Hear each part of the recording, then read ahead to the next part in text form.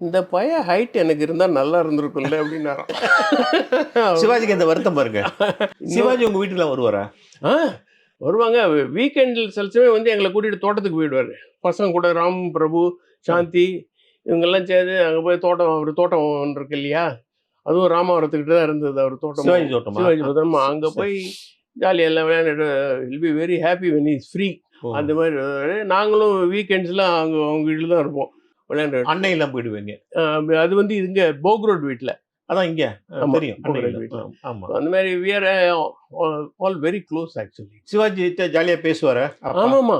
என் பேர் என்னன்னா, நான் I was last of the family. ஆ. ஸோ அவர் வந்து பார்த்து என்னையா கண்ணாடிக்காரர்ன்னு தான் சொல்லுவார். ஆ. கண்ணாடிக்காரர் ஒரு தடவை கமலாமாட்ட சொல்லியிருக்காரு. ஐம் குவைட் டால், ஒரு 6 ஃபுட்டர் தான். ஆ. அப்போ சொல்லியிருப்பாங்க, இந்த பையன் ஹைட் எனக்கு இருந்தால் நல்லா இருந்திருக்கும்ல அப்படின்னாராம். சிவாஜிக்கு இந்த வருத்தம் பாருங்க. அவர் சொல்லி இந்த பையன் ஹைட் எனக்கு இருந்தால் நல்லா இருக்கும் அப்படின்னு கமலாமாவட்ட சொல்லி அவங்க சொல்லி சிரிச்சுக்கிட்டு இருந்தாங்க ஒரு நாள்.